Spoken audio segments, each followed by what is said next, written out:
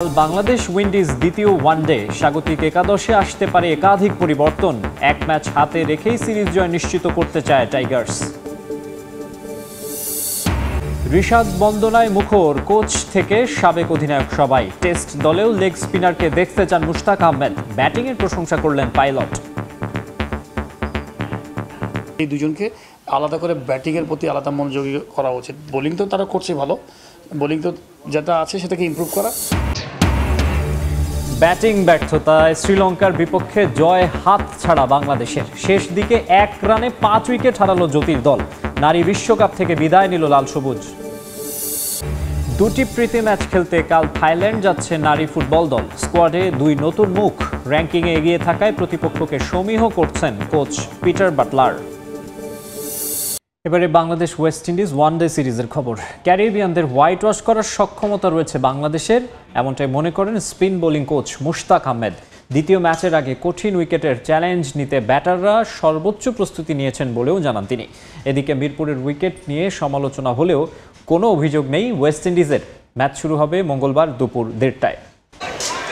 টানা 4 ম্যাচ পর ওয়ানডে জয়। এবার হাতছানি প্রায় 3.5 বছর পর ওয়েস্ট ইন্ডিজের বিপক্ষে সিরিজ জয়ের। শান্ত মিরাজরা প্রস্তুত নিজেদের সেরাটা দিতে, আর ক্যারিবিয়ানরা মরিয়া সিরিজে ফিরতে।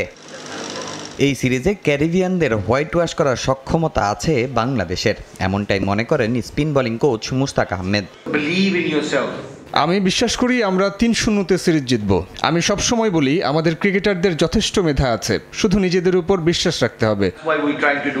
টাইগারদের সবচেয়ে বড় দুশ্চিন্তা ব্যাটিং ডিপার্টমেন্ট নিয়ে, বিশেষ করে মিডল অর্ডার। সমস্যা সমাধানে মঙ্গুজ ব্যাট দিয়ে ব্যাটারদের ভিন্ন ধর্মীয় অনুশীলন। স্পিন ডিপার্টমেন্ট নিয়েও আশাবাদী কোচ মুশতাক আহমেদ।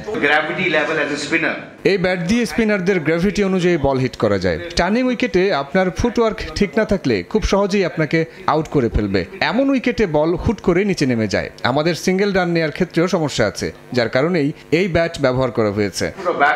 প্রথম ম্যাচে মাত্র 133 রানে অল আউট হয় ওয়েস্ট ইন্ডিজ। এক ব্র্যান্ডন কিং ছাড়া উইকেটে টিকে থাকতে পারেননি কেউই। অনেকে দায় দিচ্ছেন মিরপুরের উইকেটের, কিন্তু পিচ নিয়ে কোনো অভিযোগ নেই ক্যারিবিয়ানদের। এটা স্পিন বান্ধব উইকেট, এ কারণেই তারা আরও একজন স্পিনার দলে যুক্ত করেছে। আমাদের ব্যাটারদের এর সঙ্গে মানিয়ে নিতেই হবে। দেখুন, একজন পেশাদার ক্রিকেটার হিসেবে আপনাকে কন্ডিশনের সঙ্গে মানিয়ে নিয়েই খেলতে হয়। এক ম্যাচ হাতে রেখে সিরিজ জয়ের সুবর্ণ সুযোগ বাংলাদেশের সামনে। এর আগে আফগানিস্তান, ওয়েস্ট ইন্ডিজ ও শ্রীলঙ্কার বিপক্ষে টানা 4 ওয়ানডে সিরিজ হেরেছিল টাইগাররা। এখন দেখার অপেক্ষা এই সিরিজের জয় দিয়ে 2027 বিশ্বকাপে সরাসরি খেলার আশা টিকিয়ে রাখতে পারে কিনা টাইগাররা। ওয়েস্ট ইন্ডিজের বিপক্ষে দ্বিতীয় ওয়ানডেতে 2 পরিবর্তন নিয়ে মাঠে নামতে পারে বাংলাদেশ। স্কোয়াডে নাসুমের অন্তর্ভুক্তিতে একাদশ থেকে ছিটকে যেতে পারেন তানভীর আহমেদ। ওয়ার্কলোড বিবেচনায় এই ম্যাচে থাকছেন না তাসকিন আহমেদ। সুযোগ মিলতে পারে তানজিম সাকিবের। এদিকে ওয়েস্ট ইন্ডিজ স্কোয়াডে স্পিনার আখিল হোসেনের যোগ করার কথা গণমাধ্যমে আসলেও সেটা অস্বীকার করেছে ক্যারিবিয়ানদের মিডিয়া ম্যানেজার। বড্ড রহস্যময় এই মিরপুরের উইকেট। আপনি যত ভালো ব্যাটারি হন না কেন, এই উইকেটে আপনাকে কঠিন চ্যালেঞ্জ নিতেই হবে। এটা স্পিনারদের স্বর্গ। তাই তো দ্বিতীয় ওয়ানডের একাদশে দুদলই আসবে একাধিক পরিবর্তন।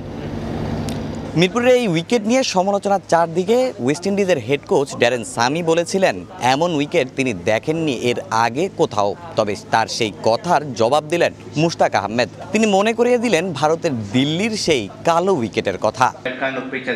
আমার ক্যারিয়ারে এমন উইকেটে অনেকবার খেলেছি। অনিল কুম্বলে যে ইনিংসে 10 উইকেট নিয়েছিলেন, দিল্লির সেই উইকেট এর চেয়েও অনেক খারাপ ছিল। তবে যত কথাই হোক না কেন, এই সিরিজ বাংলাদেশের জিততেই হবে। এই 3 ম্যাচ জিততে পারলে বাংলাদেশের সম্ভাবনা থাকবে র্যাঙ্কিংয়ে 9 নম্বরে চলে আসার। তাই তো স্পিন ডিপার্টমেন্টের শক্তি বাড়াতে স্কোয়াডে যুক্ত করা হয়েছে নাসুম আহমেদকে। তাকে একাদশে রেখেই পরিকল্পনা আসছে টিম ম্যানেজমেন্ট। তবে সেই হিসাবে কপাল পুড়তে পারে তানভীর আহমেদের।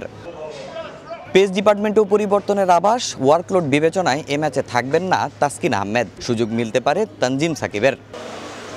ব্যাটিং ডিপার্টমেন্টে খুব একটা পরিবর্তনের কথা শোনা যায়নি। প্রথম ম্যাচে যারা খেলেছেন তারাই থাকবেন দ্বিতীয় ম্যাচে। তবে গুঞ্জন আছে সুযোগ মিলতে পারে জাকের আলী অনিকের। ফিল সিমন্স এবং মুশতাক আহমেদ লম্বা সময় তার ব্যাটিংটা সামনে থেকে দেখেছেন এবং তার ভুলগুলো ধরিয়ে দেওয়ার চেষ্টা করেছে। তবে তিনি খেলবেন কোথায়? শোনা যাচ্ছে যদি তাকে খেলানো হয় তাহলে হয়তো বাইরে রাখা হতে পারে নুরুল হাসান সোহানকে। ওয়েস্ট ইন্ডিজ দলের একাদশেও আসতে পারে একাধিক পরিবর্তন। স্পিন ডিপার্টমেন্টে শক্তি বাড়াতে চেয়েছিল তারাও। গণমাধ্যমের খবর, স্পিন ডিপার্টমেন্টে শক্তি বাড়াতে স্কোয়াডে যুক্ত করা হয়েছে আকিল হোসেনকে, কিন্তু সংবাদ সম্মেলনে এসে সেটা অস্বীকার করেছে ওয়েস্ট ইন্ডিজ। না, same squad, is same squad. এদিকে বাংলাদেশের ক্রিকেট নিয়ে হাজারো ক্ষোভ ভক্তদের। সোশ্যাল মিডিয়ায় ম্যাচ বয়কটের ডাক দিয়েছিলেন ভক্তরা। তারপরও প্রথম ম্যাচে প্রায় 10,000 দর্শক হাজির হয়েছিলেন এই মাঠে। অনলাইনে টিকিট বিক্রি হয়েছে 8,000-এর বেশি। এই ম্যাচে যার সংখ্যাটা আরও বাড়তে পারে। এদিকে পিচ নিয়ে সমালোচনা হলেও সেসব নিয়ে পড়ে থাকতে চায় না ক্রিকেট বোর্ড। ওয়েস্ট ইন্ডিজের বিপক্ষে জয়টাকেই প্রাধান্য দেওয়া হচ্ছে। মিরপুরের উইকেটে দ্বিতীয় ওয়ানডেতেও রিশাদ হোসেনের ওপর থাকবে বিশেষ নজর। আগের ম্যাচে 6 উইকেট নেওয়া রিশাদের ব্যাটিংয়েরও প্রশংসা করেন বিসিবি পরিচালক ও সাবেক অধিনায়ক খালেদ মাসুদ পাইলট। বলেন, ব্যাটিংয়ে ধুঁকতে থাকা বাংলাদেশ দলের জন্য রিশাদ ও তানজিম সাকিব হতে পারেন এক্স ফ্যাক্টর। যে কোনো মূল্যে ওয়েস্ট ইন্ডিজের বিপক্ষে সিরিজ জেতা চাই। দুইবারের বিশ্ব চ্যাম্পিয়নরা এখন ওয়ানডেতে আর ভয় ধরানো প্রতিপক্ষ নয়। তবুও সফররতদের জন্য কোনো সুযোগই রাখতে চায় না বাংলাদেশ। নিজেদের সুবিধা মতো উইকেটেই খেলছে 3 ম্যাচ সিরিজ। প্রথম ম্যাচ জিতে সিরিজে লিড নিলেও কালো মাটির পিচ নিয়ে সমালোচনা তুঙ্গে। বিশ্বকাপে সরাসরি খেলার সমীকরণ থাকায় সেসবে কর্ণপাত করছে না স্বাগতিকরা। যে যত সমালোচনা করুক, টিম যদি না জিতে তো মানুষ আরও সমালোচনা করতে থাকবে, বিকজ আমরা কোনো কিছু হলে শুধু সমালোচনাই করে যাই। উইকেট নিয়ে আলাপ সরিয়ে রেখে আপাতত পারফরমেন্সে দৃষ্টিপাত করা যাক। হারের বৃত্তে ঘুরপাক খাওয়া দলটাকে জয়ে ফেরানোর নায়ক রিশাদ হোসেন। 6 উইকেট নিয়ে ক্যারিবীয়দের ব্যাটিং ইউনিটকে একাই ধসিয়ে দেন এই লেগ স্পিনার। দ্বিতীয় ওয়ানডের আগেও প্রতিপক্ষের মাথা ব্যথার বড় কারণ তিনি, সেটা চোখ বন্ধ করে বলে দেয়া যায়। শুধু বোলিংয়ে নয়, ব্যাট হাতে রিশাদের ক্যামিও ইনিংসটা নিয়েও চলছে প্রশংসা। ভালো একটা সুন্দর ফিনিশ দিয়েছে, 13 বলে 26 রান করেছে। তো সব কিছু মিলে আমার মনে হয় যে আমাদের ব্যাটসম্যানদেরকে আরেকটু পজিটিভ অ্যাটিটিউড থাকলে ভালো। রিশাদ বিভিন্ন সময় প্রমাণ করেছেন ব্যাটিংটা পারেন। ভঙ্গুর ব্যাটিং ইউনিটের জন্য এমন অলরাউন্ডাররা দীর্ঘমেয়াদে কার্যকর ভূমিকা রাখতে পারেন বলছেন সাবেক অধিনায়ক ও বিসিবি পরিচালক পাইলট। আমাদের কিছু প্লেয়ার কিন্তু ইঙ্গিত দেয় যে তাদের অনেক ভালো ফিউচার আছে। যেমন রিশাদের কথা আমি এর আগেও অনেকবার বলেছি। তানজিম সাকিব ভালো অলরাউন্ডার হতে পারে। বাংলাদেশে এই দুটো কিন্তু খুবই ইউজফুল অলরাউন্ডার। এই দুজনকে আলাদা করে ব্যাটিংয়ের প্রতি আলাদা মনোযোগী করা উচিত। বোলিং তো তারা করছে ভালো, বোলিং তো যেটা আছে সেটাকে ইমপ্রুভ করা।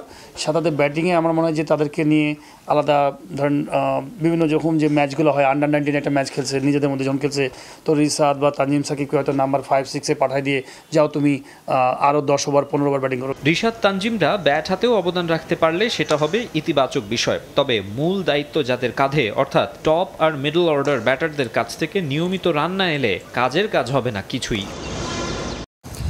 দ্বিতীয় ওয়ানডেতে ওয়েস্ট ইন্ডিজের বিপক্ষে আজ মাঠে নামবে বাংলাদেশ।